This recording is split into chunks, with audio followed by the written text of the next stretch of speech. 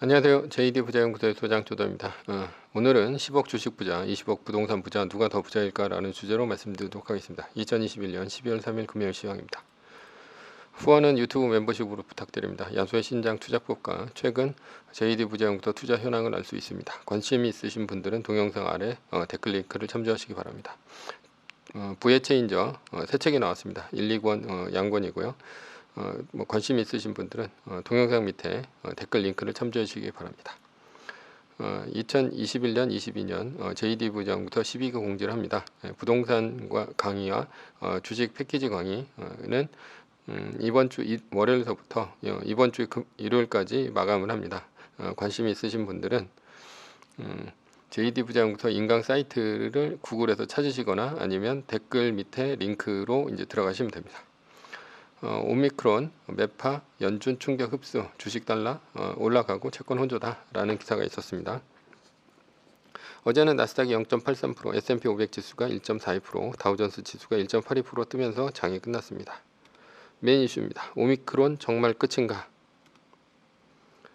추가로 오미크론 환자가 미국에서 발생했어도 장이 올랐습니다. 이유는 미국은 추가 봉쇄를 하지 않을 것이란 예상과 오미크론이 오히려 코로나 팬데믹 종식을 시킬 수 있다. 이런 낙관적인 예상 때문입니다. 왜냐하면 전염병은 전파력이 좋으면 중증으로 가는 확률이 낮아져 코로나 예방접종을 하지 않은 사람도 살짝 감기만 앓고 지나간다면 코로나가 종식될 수 있다는 희망에서입니다.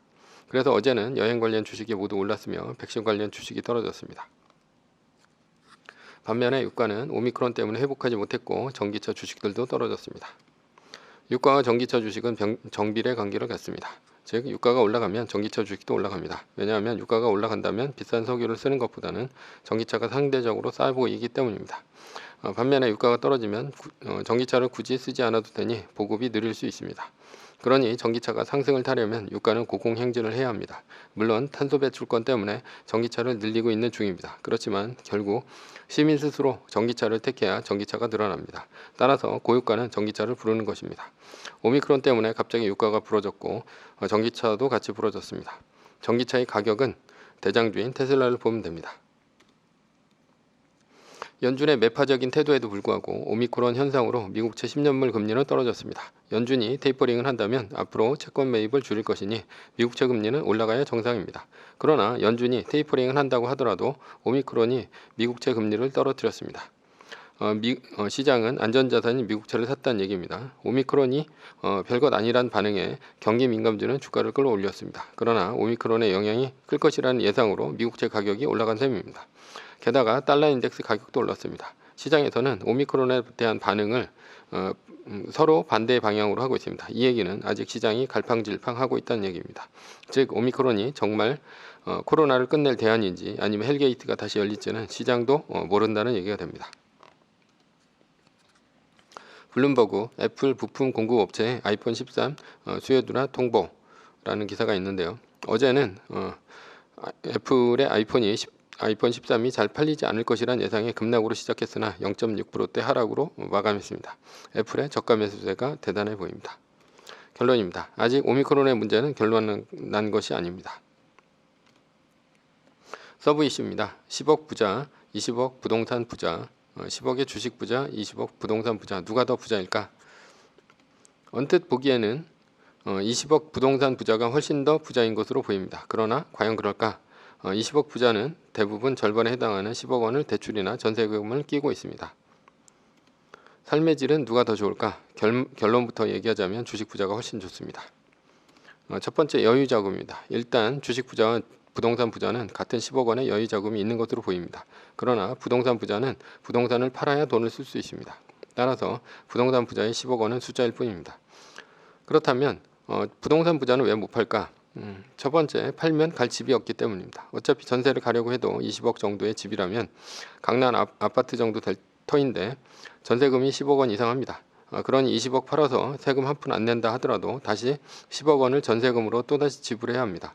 결국 내 집에 사는 것이 더 이득입니다. 왜냐하면 전세보다는 집값 상승이라는 효과 때문이죠. 두 번째는 배우자가 반대를 합니다. 배우자와 자녀가 반대를 합니다. 반대하는 이유는 배우자는 아이들 교육 때문에 반대하고요. 자녀가 반대하는 이유는 사는 동네에 대한 자부심과 결혼을 앞뒀을 경우 반대합니다. 부모가 강남 목동에 집 한 채 있다고 하면 가부잡기 좋습니다. 세 번째, 세금 때문에 못 팝니다. 1가구 1주택 2년 보유에 10억에 사서 20억에 팔았다면 계산이 복잡하지만 이것저것 다 제외하고 장기 보유 특별공제까지 한다면 양도세만 1억 5천만 원 정도 나옵니다. 이것도 큰데 2주택 이상이라면 4억 원 정도로 뜁니다. 무려 40%를 양도세로 내야 합니다. 종부세는 가족관계 파괴하는 세계 유례없는 괴물세금이라는 이제 기사가 있는데요. 싱가포르 법인에서는 양도세가 없지만 한국의 1가구 3주택자는 85.2%의 양도세 중과를 받는다라고 했습니다. 여기 신문 기사에 나온 내용이죠. 3주택 이상은 85.2%의 양도세를 매깁니다. 그러니 팔 수가 없습니다. 1주택이라 하더라도 한 번 1번 때문에 못 팔죠. 1번이 뭡니까? 1번이 여기 팔면 갈 집이 없기 때문이죠. 주식은 쪼개 팔 수 있습니다. 10억 원은 온전히 자기 돈입니다. 한국 주식은 양도세가 없습니다. 10억 원의 주식을 해외 주식으로 갖고 있다 하더라도 영원에서 10억 원을 올해 다 버는 기적을 일으키지 않는 한 양도세는 현저히 작습니다. 꾸준히 벌어왔다면 말이죠. 만약 10억 원을 온전히 양도세로 내야 한다고 하더라도 22% 양도세이니 2주택 이상의 부동산 부자와 비교하면 훨씬 적은 양도세를 냅니다. 그리고 주식은 지분이 쪼개져 있기 때문에 쪼개서 팔면 됩니다.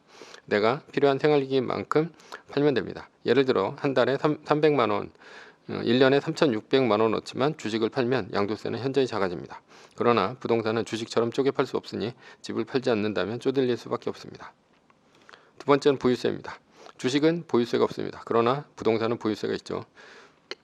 20억 보유세 비교하니 한국은 1,003만 원, 미국은 418만 원, 중국은 0원.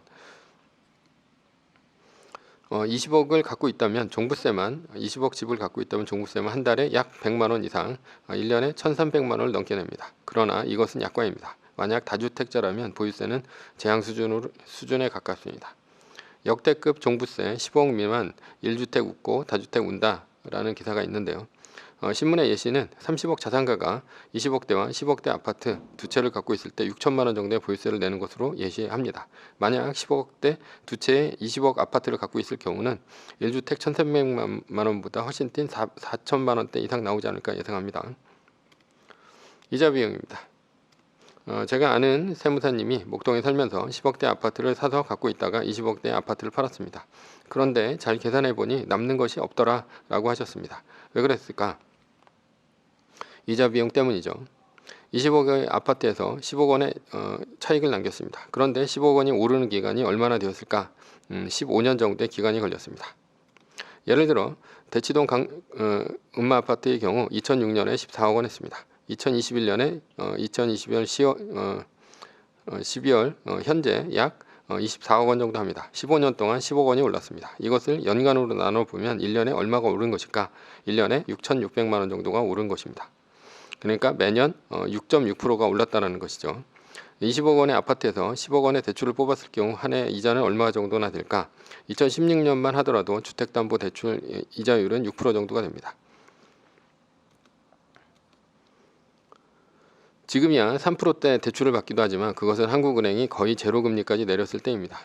거기다가 뭐 9억 이상은 또 대출도 안 되죠. 요즘에 다시 한국은행이 금리를 올리면서 주택담보대출 금리는 5%대까지 올라갔고 일부는 6%대까지 올라가고 있습니다. 결국 아파트 오른 것이 이자 비용으로 매년 지급되고 있다고 보시면 됩니다. 이것은 양도세 계산도 안 한 것입니다.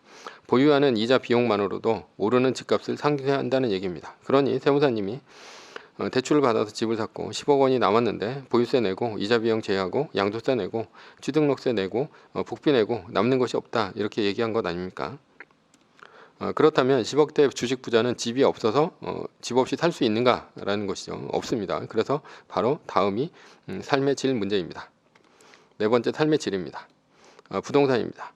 아파트 20억 원대, 대출 10억 원대를 빚지고 있는 경우 삶의 질이 매우 떨어집니다. 보유세와 이자 비용을 감당하느라 허리가 휠 지경입니다. 물론 이 정도 아파트를 갖고 있으면서 사업으로 훨씬 큰 돈을 버는 경우는 문제가 없습니다. 그러나 전문직인 의사, 변호사 등의 수준이나 월급장의 수준이라면 문제가 됩니다. 집을 보유하면서 사실상 남는 것이 없다고 봐야 합니다. 의사의 기준으로 본다면 내과 의사가 한 달에 평균 약 1,000만 원 정도를 벌 수 있습니다. 그것도 이제 원장으로 있을 때죠. 환자 100명을 본다고 친다면 말입니다. 매출 한 달에 한 2천만 원 정도 하고요. 이것저것 제하고 나면 100만 원 정도가 순수익입니다. 약사나 다른 의사들도 마찬가지입니다.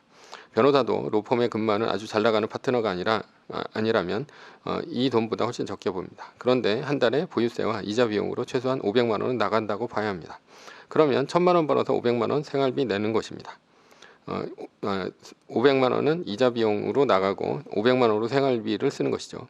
삶의 질이 무지하게 떨어집니다. 열심히 일을 해서 결국 은행, 나라, 좋은 일만 시키는 꼴이 됩니다. 갑자기 경제공황이 와서 원금 상환이 들어오는 경우는 제외합니다. 주식입니다.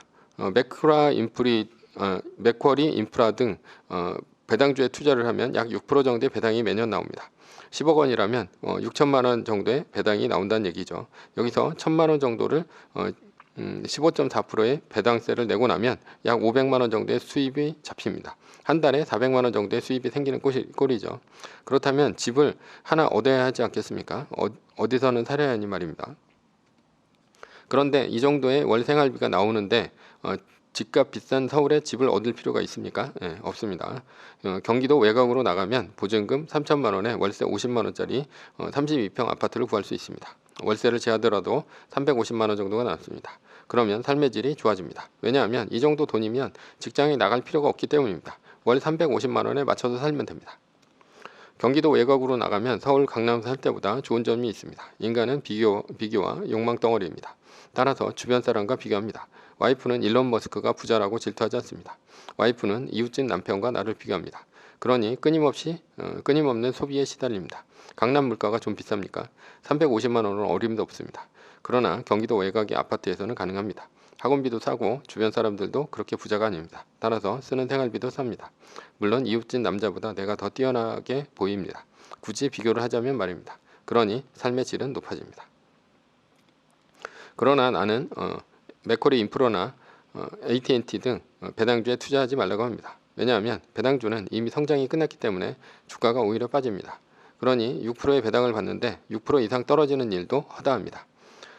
그러니 10억 원 내의 원금으로 10억 원으로 생활비를 쓰는 꼴이 됩니다.